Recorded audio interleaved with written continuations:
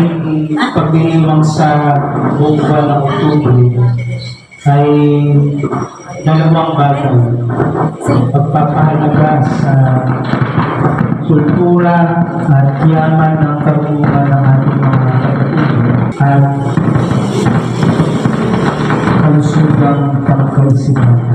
Ako ay gamer. Ako ay tagapaghatid ng salita ng Diyos sa inyong lahat sa bagong ito. At dahil ang sinabi ko kanina, napakahalaga ng pagdiriwang natin ngayon buong buwan ng Oktubre. Binibigyan pansin natin ang halaga ng yaman ng karunungan ng ating mga katutubo. Ganun din yung ating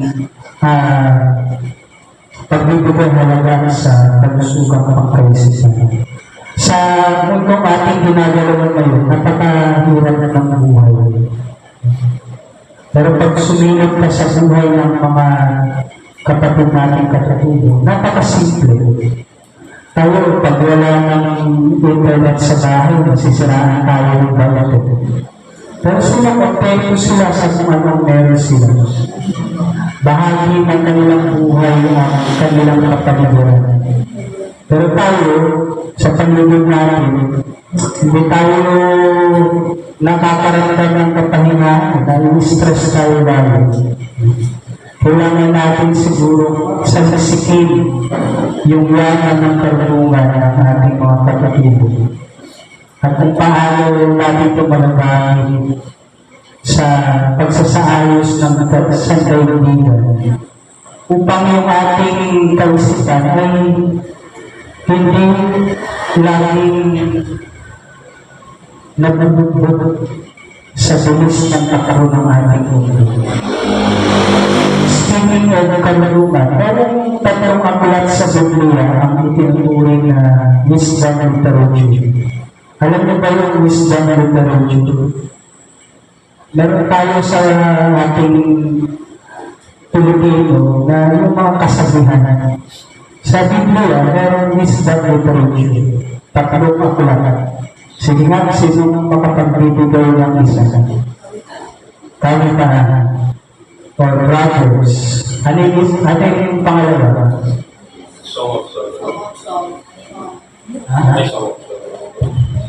Nagsisimula sa letter E. Pag-English. Ecclesiastes. Mga ngaral. At yung pangatlo, yung aklat ni Job. So, ayun yung lang ba na-realize na pagkakala siya ng wisdom literature. Okay. Yung tatlong wisdom literature na ito, bawat isa na nagbibigay ng kanya-kanyang pagtingin tungkol sa buhay ng tao at sa pamamahala ng Diyos sa daigdig. Yung Proverbs, nagsasabi na ang Diyos ay marunong at makatarangan. Binibigyan niya ng nagtimpala ang mga mabubuti at pinakarusahan niya yung mga masasama. No? Ganun yung idea ng katanungan ng Diyos. God ordered the world with wisdom and fairness. Ganun yung pagtanong ng Proverbs sa buhay sa mundo at sa pamamahala ng Diyos sa mundo. Ngunit, ang Ecclesiastes ay kinukontra yung ganang klaseng kaisipan. At sinasabi na hindi patas ang mundo, na ang lahat ng bagay sa mundo ay walang saysay. Lahat ng bagay sa buhay natin ay walang saysay. Sabi nga, everything is meaningless. Sapagkat hindi daw sa lahat ng pagkakataon nakukuha ng tao ang nararapat sa kanyang ginagawa.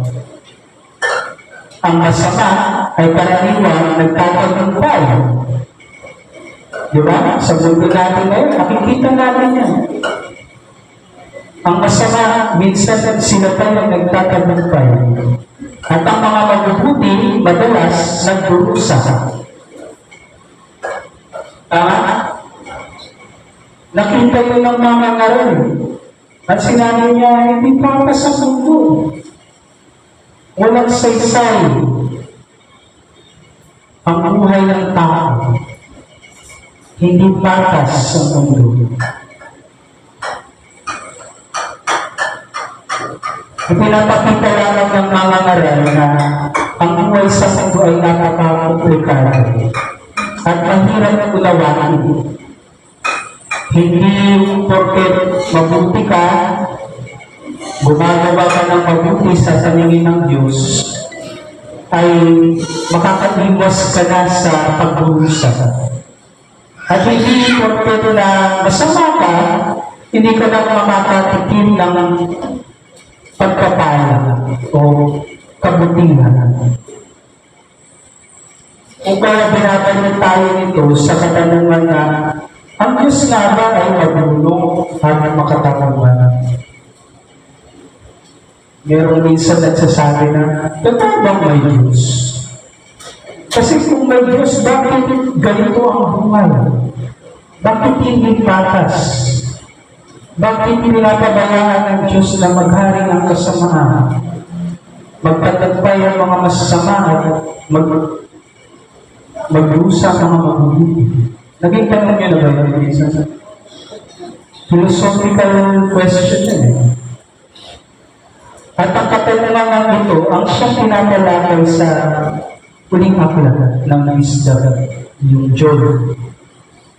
Sa pagsisimula, tatlong bagay yung dapat nating malaman tungkol sa unique na aklat na ito. Tatlong bagay. Una, ang kwento ay nangyari sa bayan ng Uz. Alam niyo yung Uz kung saan? Ako hindi ko rin alam. Pero yung Uz daw ay malayong lugar sa Israel. Malayong lugar. Sabi sa ng mga archaeologista, sa bandang Syria o Jordan. Doon yung Uz. Pangalawa, ang lahat ng karakter sa kwento ay hindi mga Israelita. Hindi mga Israelita. So, hindi sila yung mga taong tinuturing natin na mga hinirang ng Diyos. Pangatlo, na dapat natin tandaan sa libro ito, wala itong malinaw na historical setting. Sinasabi ng mga Bible scholar na ito ay sinadya sa pagkakais ng author na mag-focus ang mga magbabasa sa mga katanungan na nanghahayag sa paghihirap ni Job. Dapat din daw ituloy natin ang aklat na hindi isang historical writing. So kapag hindi siya historical writing, huwag natin tratuhin ng literal yung lahat ng mga sinasabi. Kasi hindi siya historical writing. Ano bang mga historical writing na libro sa Biblia? Familiar ba kayo? Chronicles, Kings, ano ba? Judges, yan yung mga historical books. Pero itong Job, hindi siya historical book. Historical book. Sinasabi ng mga Bible scholar, maaaring sa itong folktale, kwentong bayan, o di kaya ay parable. Bahagi ng ating batayang teksto na binasa kanina ang sinasabi sa panimulang talata na si Job, isang lalaking nakatira sa lupawin ng Uz, ay mabuting tao. Mabuting tao, sumasamba sa Diyos at umiiwas sa masamang gawain. Meron ba tayo dito na katulad ni Job? Mabuting tao, sumasamba sa Diyos, umiiwas sa masasamang gawain. Nasa naman? Wala? Masasama kayong lahat? Meron siyang 7 anak, sabi niyo sa unang kabanata.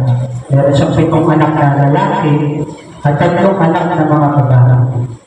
Marami siyang mga alipin at tinutukoy siyang pinakamayaman doon sa kanilang lugar, doon sa silangan. Marami din siyang alagang mga hayop, libo-libo, tulad ng tupa, kamelyo, baka at aso. Alam mo, sa noong panahon na yun, noong unang panahon, ang yaman ng tao nasusukat sa dami ng kanyang alipin at dami ng kanyang ari-ariang halal. Hindi sa pera, sa ginto, doon sila nasusukat. So, mayaman na mayaman si Jude, mga kapatid. Mayaman na mayaman siya.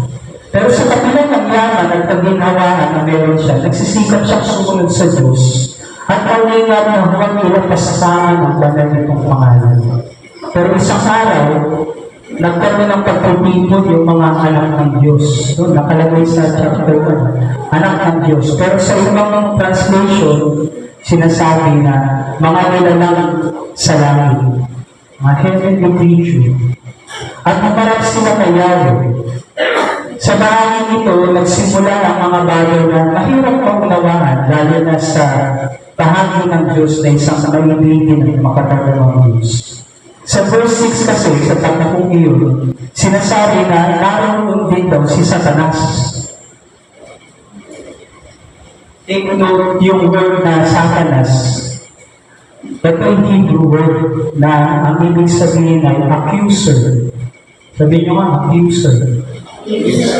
Meron na ba kayong kilalang tao na accuser? Tagapagparatan. Lagi kayong inaakusahan. Ikaw ba kumain ng pagkain ko sa rin? Ikaw ba kukuha ng pera ko? Accuser. Pero huwag yung tawagin na Satanas. Diba yung dating? So, accuser si Satanas. Sinabi niya ako kay Satanas, napansin mo ba yung lingkod ko na si Job? Wala siyang katulad sa David. Natataan siya. Mabuti siyang tao. Sumasama sa akin at umiiwas sa masasamang gawain. Proud ng Diyos kayo. Lubos nitong kinalulugan at pinagmamalaki kay Satanas. Ngunit sumagot si Satanas kay Yahweh. Sasambahin pa kaya kayo ni Job kung wala na siyang nakukuha mula sa inyo? Para bang sinasabi ni Satanas sa Diyos na malamang susunod sa iyo yan dahil nakalagaan niyo yung Panginoon niya at pinagpapala niyo siya ang kanyang buhay, pinagpapala niyo yung kanyang lupain. E kung subukan niyo kayang alisin yung lahat ng bagay na nagbibigay ng kaligayahan sa kanyang buhay, susunod pa kaya siya sa inyo? Magtitiwala pa kaya siya sa inyo? O baka harap-harapan na niya kayo sundatin? In short, hinahon ni Satanas si Yahweh. At si Yahweh naman ay tumasa sa hamon. Sinabi niya, kung gawin mo ang lahat ng gusto mo. Gawin mo lahat ng gusto mong gawin sa Kanya. Huwag mo lamang siyang sasaktan. Marami na papaisip ang iba sa inyo na hihirapan at unawain ang ilan sa inyo yung kwento ito. Bakit pinakausap ng Diyos si Satanas? Bakit pumakasa siya sa hamon na ibinibigay nito? Ang Diyos ba ang nagbibigay ng pagsusulit sa tao? Hinahayaan ba talaga niya si Satanas na tuksuin ang mga tao tulad na Diyos? Ibig sabihin ba no? Lahat ng problema ng ating dinadanas ay kagagawan din ng Diyos. At bakit kailangan pang pahirapan ng isang inosente na katulad ng Diyos? para lang patunayan sa ng Diyos na malalim yung pananampalataya nito sa Kanya. Yung ganun tao kasi insecure eh. Insecure ba ang Diyos? Nababawasan ba ang pagka-Diyos niya kung may isang tao walang tiwala sa Kanya? Bakit kailangan maranasan ng isang mabuting tao ang ganitong klase ng pagdudusa? Ano sa palagay niyo mga kapatid? Mahirap sa kapatid niyo mga kapatid. Maraming tamad. Pero hindi mo nakapokus yung buhay ko. Sa madaling sabi, sinubok ni Satanas si Job sa pangitulog na nangyari. Inubos nito yung mga alaga niyang hayop, maging yung mga anak nito ay kanyang nilipol. Sa isang bigla, nawala yung lahat ng mga mahalagang bagay sa kanyang buhay. Ang kanyang mga ari-arian, ang kanyang mga anak. Ganun pa man, buong pa rin yung kanyang loob at pagtitiwala sa Diyos. Tumayo siya, pinunin niya yung kanyang damit, nagpakalbo siya, nag-ayos siya ng buhok. Pagkatapos nagpapirata siya at sumamba sa Diyos. At sinabi niya, hubad ako lumabas sa sinapupunan ng aking ina. Hubad rin akong babalik sa lupa. Si Yahweh ang nagbigay, si Yahweh rin ang babawi. Purihin si Yahweh.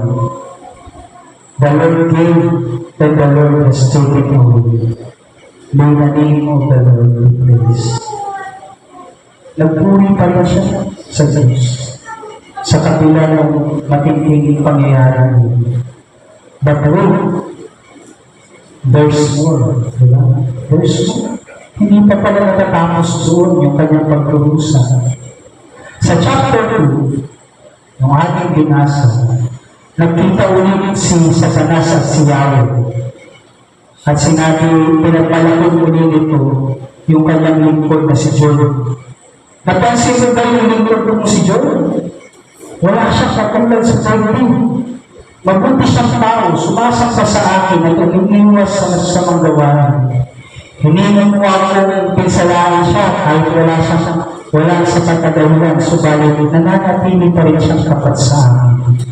Sumagot naman si Satanas, kahit anong bagay ibibigay ng tao, wag lang siyang mamatay. Subukan yung saktan ng kanyang katawan at siguradong susumpay niya kayo ng harap-harap. Hinanap ulit ni Satanas ang Diyos. Muling pinahintulutan ni Yahweh na subukin ni Satanas si Job. Sa pagkakataon ito, tinagdag naman siya ng nagnanak na sugat. Nakaranas na ba kayo ng nagnanak na sugat? Yung nagnananak, hindi ba? Mapalad kayo. Pero si Job, hindi lang isa. Marami. Pagtod ng kanyang katawan, simulang ulo hanggang talampakan. Naupo si Job sa tabi ng basura. Kinahan niya yung sugat na ng basag na piraso ng palayo. Ang dati niyang masaya at kaya-ayang buhay ay naglaho sa isang iglang. Naglaho sa isang iglang. Bigla siyang sinubot. At ang hirap ng kapinig sa isang tao katulad ni Job na maranasan ang bagay na noon. Gawin siya ay mabuti at nakulit sa mata ng Diyos. Sa tingin niyo, makatuwiran ba na mag-usa si Job sa kabila ng kanyang katataran sa Diyos? Sa kabila ng kanyang kabutihan? Sa palagay ko hindi. Pero minsan nakakaranas din tayo ng ganun. Kahit gaano tayo kabuti at kahit gaano yung pagsisikap natin sumunod sa kalooban ng Diyos. Minsan magturusa tayo, nakakaranas tayo ng pagturusa. Hinikayat po siya ng kanyang asawa, sumpahin mo ang Diyos. Sumpahin mo ang Diyos. Mananatili ka bang matuwid? Sumpahin mo ang Diyos at mamatay ka na. Sa lahat ng pinaranas na yun, napipatid sinabi ni Job, Hindi mo naiintindihan ang iyong sinasabi. Pagpapala lang ba ang tatanggapin mo sa Diyos? Hindi ba natin tatanggapin kung bigyan niya tayo ng pag-iusap? Sa kabila ng kanyang paghihirap, hindi nagsalita ng si Jordan laban sa Diyos. Ganun katapat at katapat ang kanyang pananalaligaya. Alam niyo mga kapatid, maraming tao ang umibigay sa pagsubok ng buhay. At understandable naman yun. Tayo mga tao, tayo bilang mga tao, ay nakakaramdam ng sakit sa gitna ng mga pagsubok. Pero tayong pakiramdam, ibinigay sa atin ng Diyos. Hindi tayo mga manhid, hindi tayo mga robot na walang pakiramdam. Of course, nakakaranas tayo ng sakit sa gitna ng pag-iusap. Tayo yung marupok. Ngunit meron mga tao na nag-aakala na accepted na sila sa pagdanas ng hirap at pagsubok. Kesyo magayon naman daw sila, palasimba, active sa ministry ng church, walang issue, tapat na nagbibigay ng tithes at offering. Kala nila, accepted pa sila. Kaya pag nahanap sila sa isang pagsubok ng buhay, napapatanong lagi sila sa Diyos. Ano bang dahilan, Lord, para danasin ko ang lahat nito? Mabalik naman ako. Nagsisigla naman ako. Nagbabasa naman ako ng Bible every day. Bakit kailangan ko danasin yung paghihirap nito? Nangyari na ba yun sa inyo minsan sa mga kapatid? Doon mararamdaman natin parang ang under ng Diyos. Parang bulag siya. Parang hindi siya makatulungan. Bibihira na lang siguro sa atin sa panahon na ito ang katulad ng Diyos. Sa kabila ng mga matinding pagsubok na pinagdadaanan, nananatiling tapat pa rin siya sa Diyos. May isang mahalagang paalala sa atin ng Diyos sa pagmumulay na ito, na sa tingin ko ay mas mauunawaan sa pamamagitan ng isang ilustrasyon. Kailangan ko ng isang volunteer. Sino pwede mag-volunteer? Sige na, yung medyo malakas ang loob. Hindi ko kayo sasaktan kung kayo nakahahan. Walang magic tricks. Ayaw din ito si Ate Jordan. Ano gusto mo, Ate Jordan? Tubog o sugal? Tubog. Gusto mo talaga magkasakit mo? O sige. Ate Jordan, harap na din. Ang gagawin mo, shake natin para yung photo. Okay, ready? Go. Malakas ha? Alright. Ngayon, sabay natin yung sasa. Ready tayo? Tatapat ko. Ready? 1, 2, 3.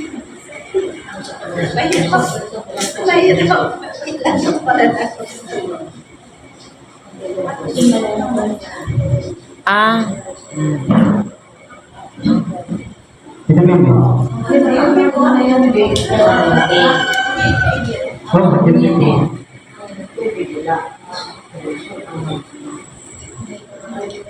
Sarap. Sarap. Sa'yo na yan. Thank you.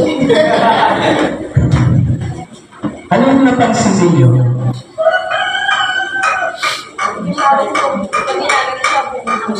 Simula, hindi ko binigla yung bukas kasi baka tumalisik sa iyo. Nahiya ako. Pakakalayo ako.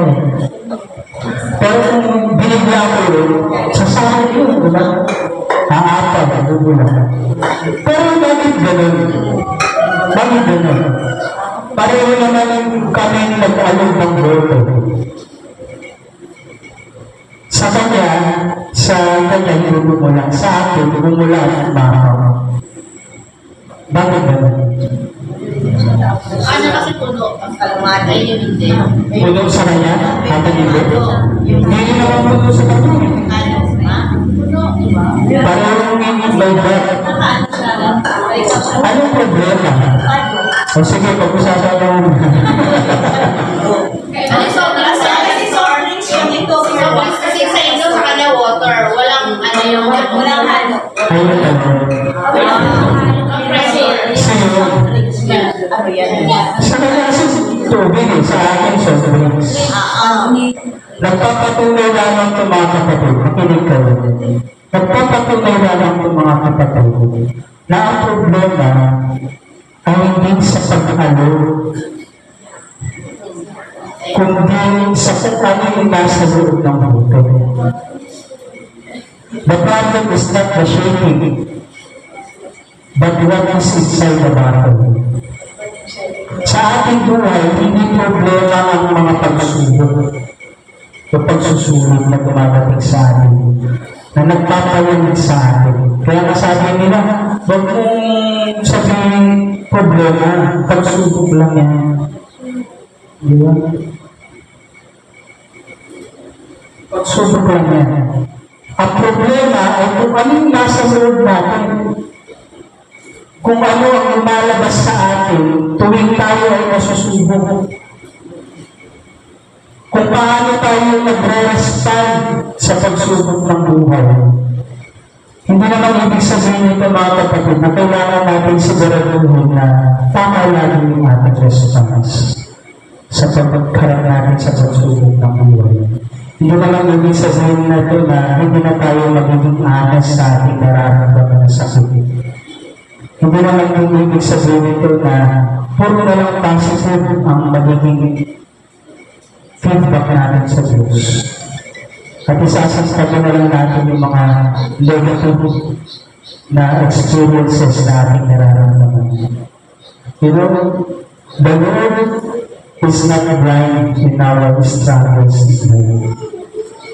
Hindi bulag ang Diyos, mga kapatid. Sabihin mo, hindi bulag ang Diyos. God acknowledges our pain, our suffering, our sadness, our grief, our anger, lahat ng mga negative emotions. Because that what makes us human. Yung nagpapatunay na tao tayo. May puso, may pakiramdam, nakakaramdam ng kahit anong emosyon. Pero importante matignan natin ang mga pagsubok na ito hindi bilang parusa ng Diyos. O minsan nagtutuwid ang Diyos, nagbibigay siya ng hinahayaan niya na magwaring mga consequences sa ating mga maling desisyon o actions. Pero hindi ibig sabihin na kapag nakaranas tayo ng mabigat na pagsubok, kaparusahan na agad. Hindi yung kaparusahan agad ng Diyos, kundi isang pagkatasa sa ating karakter bilang isang tao, bilang isang mananampalataya. Totoo na ang Diyos ay nag-uuwi at nagpaparusa sa mga masasama at mapakapin. At nagbibigay ng pagpala sa mga mabubuti at inaatin, katulad ng sinasabi ng Proverbs. Subalit, sa maraming pagkakataon sa buhay, hindi ito nangyayari. Totoo din na aani ng kabutihan ang gumagawa ng mabuti at aani ng kasamaan ang gumagawa ng masama. Subalit, sa maraming pagkakataon sa ating buhay, hindi ito nangyayari. Sapagkat ang mundo ay isang malaking komplikadong bagay na nilikha ng Diyos. Maraming forces at hinahayaan ng Diyos yun na tumilos at ginagabayan tayo ng Diyos kung paano harapin yung mga bagay na ito. Sabi nga ng Ecclesiastes sa chapter 3, there's a time for everything. May mga panahon ng bagay-bagay. Sabi nga namin ni Kuya Kim, ang buhay ay weather. Bulog. Ang buhay parang bulog. Minsan nasa taas, minsan nasa ilalim. Hindi lahat ng pagkakataon makukuha mo yung para dapat sa'yo. Hindi sa lahat ng pagkakataon susukluan ka ng buhay ng nararapat sa bagay na yung ginawa. At dahil hindi sa lahat ng pagkakataon ay nangyayari hindi makatanong ang pagtrato sa atin ng mundo, may dahilan pa din para tayo ay umasa at manalangin sa Diyos. Kasi kasabay nito, hindi sa lahat ng pagkakataon hindi nagiging makatatapan sa atin ng Diyos ang ating nararanasan sa buhay. May mga pagkakataon sa ating buhay na mananalig pa rin ang katanungan at katanungan ng Diyos. Pagpapalayan niya pa rin ang mga mabubuti at inaamin. At darating ang panahon, ipapataw niya ang kaparusahan sa mga usapan ng pangabili. Sa huli, lahat tayo ay dadaan sa pagsusubik ng kalooban. Susubukin kung ano man yung nilalaman ng ating puso, ng ating isipan, kung paano tayo haharap at tutugon sa mga harap, at kung mananatili tayo tapat sa Diyos. I guess yun talaga yung purpose ng pagsubok, kaya siya tinatawag na testing. Tulad ng isang product, dumadaan sa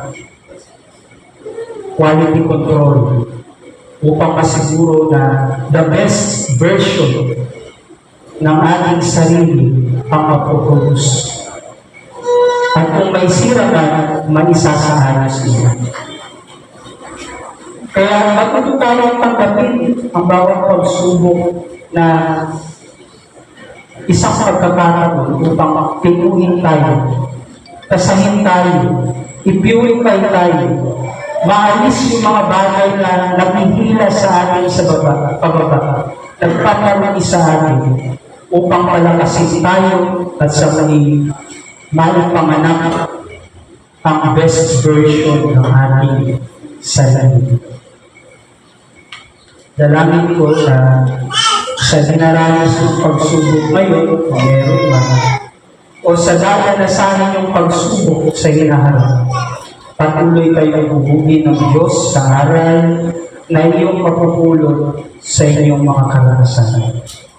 Maalis nawa ang mga bagay na hindi ka nais sa ating mga sarili.